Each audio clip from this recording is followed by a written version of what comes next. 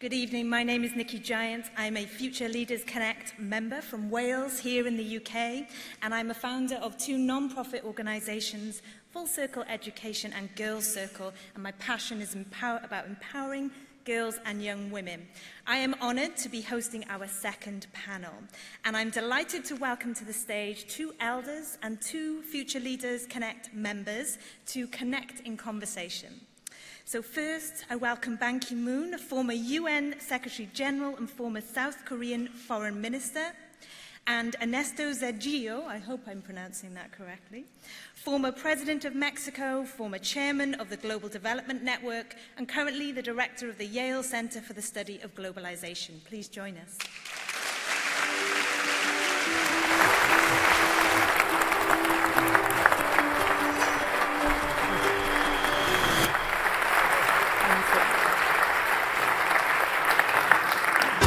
Where do I sit? You can sit wherever you like.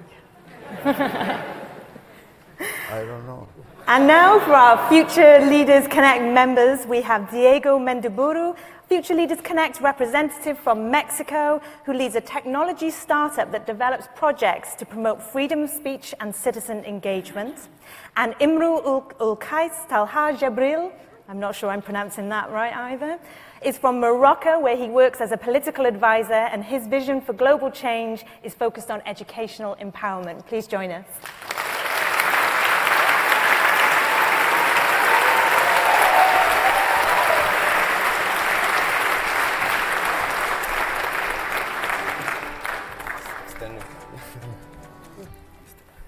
Paisano. You are going to, you better sit here. Oh, sure. She can moderate. The boss. So, our next panel discussion is on the theme, Laying the Groundwork for Peace, looking at justice, jobs, and skills. Now, President Zedillo, I heard that perhaps you benefited from a British Council programme yourself at the start of your career. How was that for you, and how is the world different now? Well, thanks for asking me that.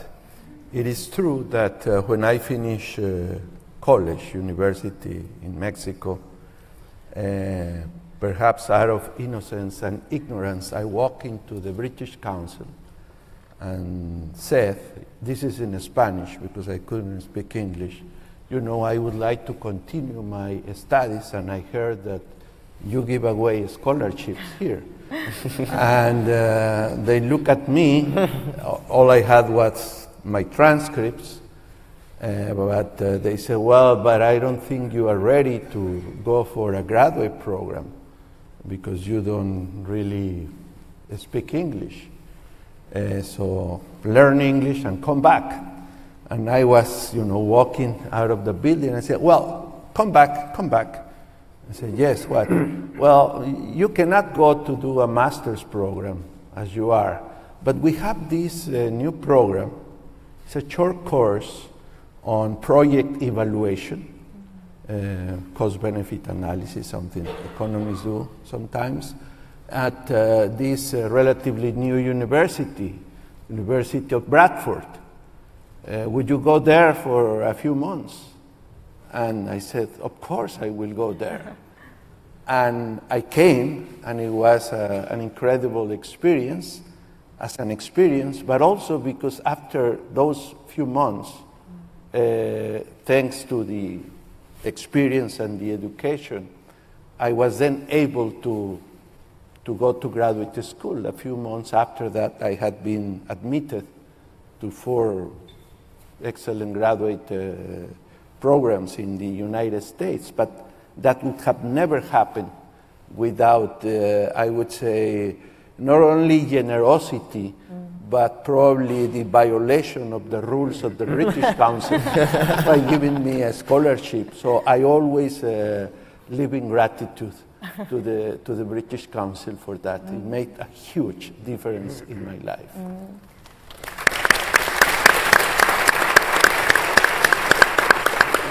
Sure, they're very proud to have you as part of their legacy. Secretary General Ban, the world has changed so much. What is the one skill you think that young leaders will need now that perhaps wasn't as necessary for former generations? People often say that young leaders, they are the leaders of tomorrow. But in fact, in this world, we are seeing already so many young people taking leadership. And therefore, you are living both today and tomorrow. It's very important. And for me, it's very meaningful to meet so many young leaders today and tomorrow. For my first day, public event as an elder. While working at the United Nations, I've been working very hard to empower women and youth, young leaders.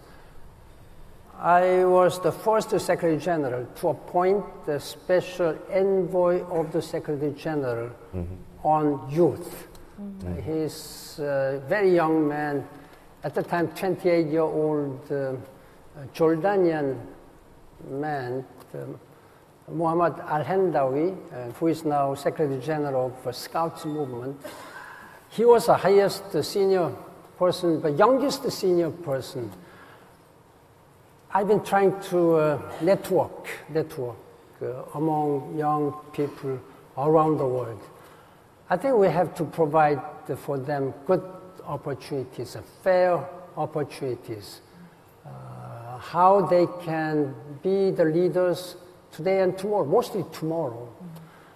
Today we have been marching together with the sincere hope that we bring peace. We are talking about peace, but peace, as Mary Robinson just said in the video, is not just an absence of war. The peace, we have to make sure that in our society, everybody should have a fair opportunities based on the principle of equality, justice, and tolerance, and mutual respect. And in such a case, we can have a peace.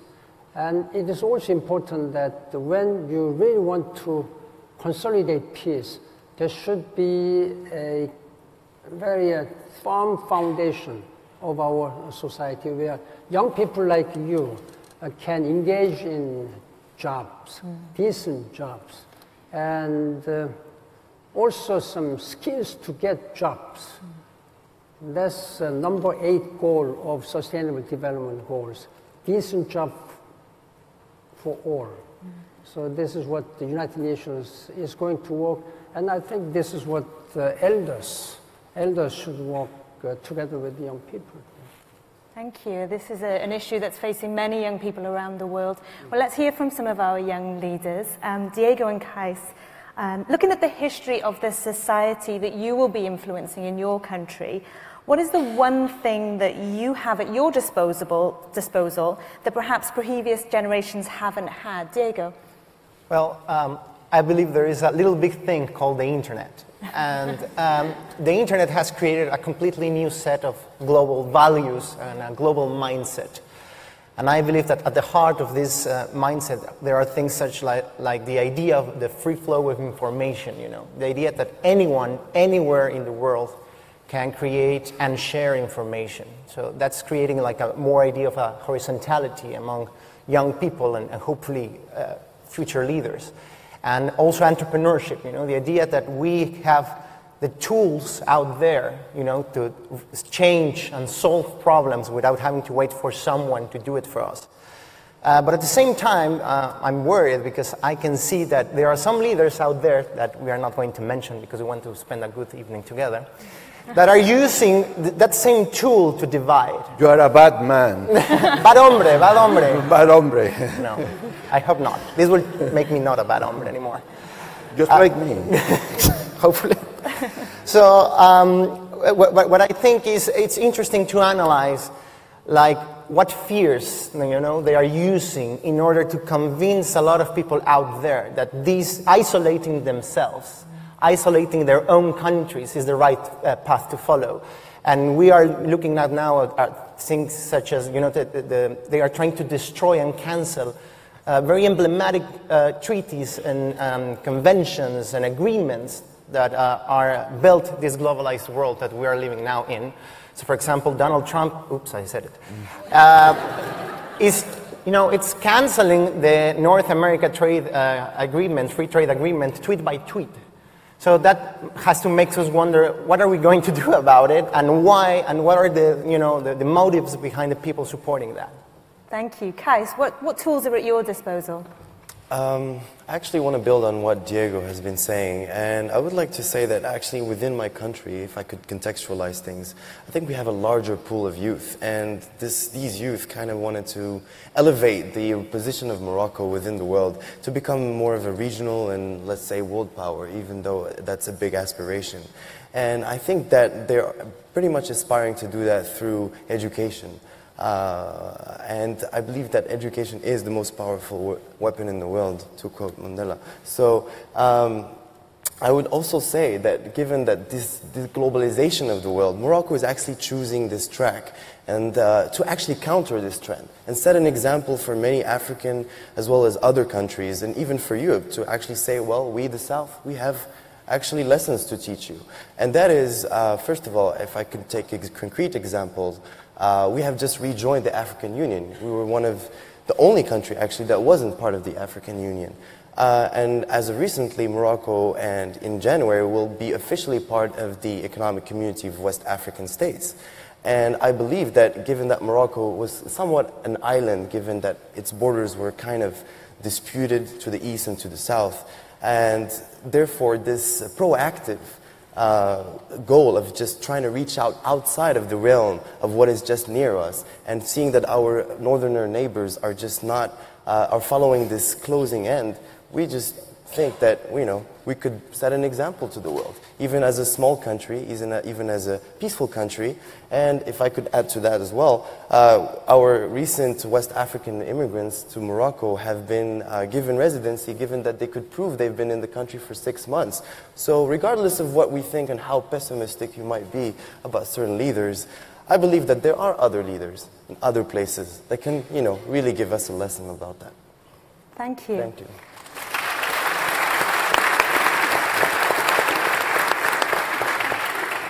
Now, we've also been asking the wider public to share their questions using the hashtag #WalkTogether. And we've had a question for our elders. What are the elders doing about the influence of climate change, a really big problem? Secretary General Ban, what are the elders doing about climate change? When I was the Secretary General, that was one of my top priority. I have exerted all my time and energy to make sure that this climate change agreement would be adopted by the whole international community. In fact, the negotiation has been moving at the snail's speed. 25 years it took. Now, it is very important that elders, as experienced with the visions, must speak out and encourage all member states, governments, and business communities and civil societies to take a stronger ownership of this agreement. This is the only way that the human being can live harmoniously with our nature. We must make sure that the global temperature rise should be contained below 2 degrees Celsius by the end of 2100, if possible, further down to 1.5 degrees. Otherwise, we will be in a serious problem. Now, richest country in the world, like the United States, you have seen what had happened in Florida and Texas. And that happened, and in Dominica, as well as Antigua Barbuda. Those tragic disasters happened because of the sea level rise, sea temperature of Gulf of Mexico. Seawater rose 0.5 degrees Celsius. That has made a devastating impact to this world.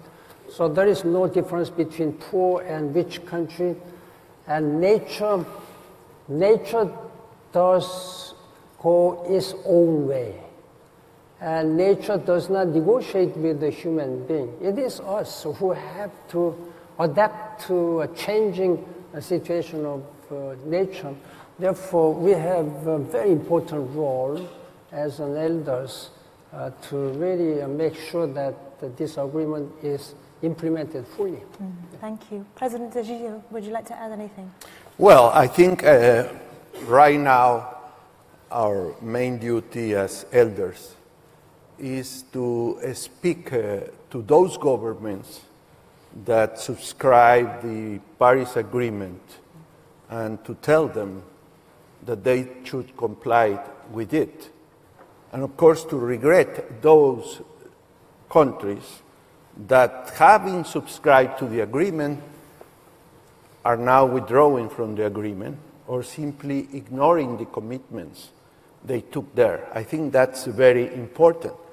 But we also have to speak truth to people, you know, because everybody speaks about how bad climate change can be, which is true, but few people speak about what we must do seriously to stop climate change. And there is something that people don't like to hear. If we want to stop climate change, we must put a price on carbon, right? We must eliminate subsidies that nowadays make people consume more hydrocarbons.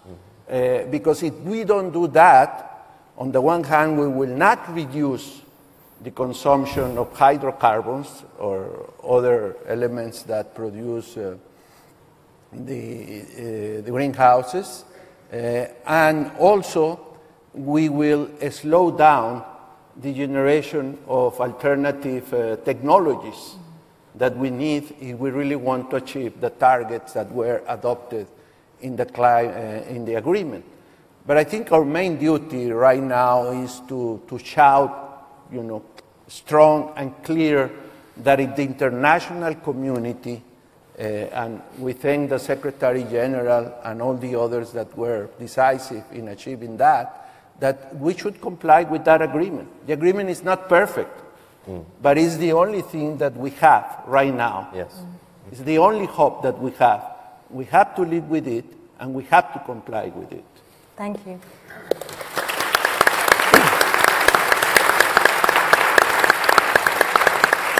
And we all have a role to play in this too. Another question from social media. Let's turn to our future leaders now. What can we do to tackle corruption? A very big challenge. Qays, we start with you. I will try to give a simple answer. I think it's about time we kind of create checks and balances for the private sector. And we need a multi-layered approach. We need NGOs, businesses, and government to kind of all be accountable to each other. And I think that's one way to kind of use the forces of one over the other to kind of reach out a way so we can eradicate this sickness of the world, which is corruption. Thank you. And Diego, we're very short on time. Yeah. But Well, I think the technology is vital to combat corruption. We are living the era of big data, so everyone is using and producing big data, and Google and Facebook. What about the governments? It is time the governments produce data and using open standards, so the citizens can become citizen watchdogs and see how the government is spending public money and how they are using the budget. And it's not only technology by itself. For me, it is how we can build a bridge between the government and the citizens by using technology so they can communicate real time with the authorities, with the public servants, and so they can use their phones for something else than uploading pictures of cats to Twitter, but really engaging, though I love pictures of cats on Twitter, but so they can truly engage and participate in building a democracy together. thank you. Thank you. Can you please join me in thanking our panel for their contributions?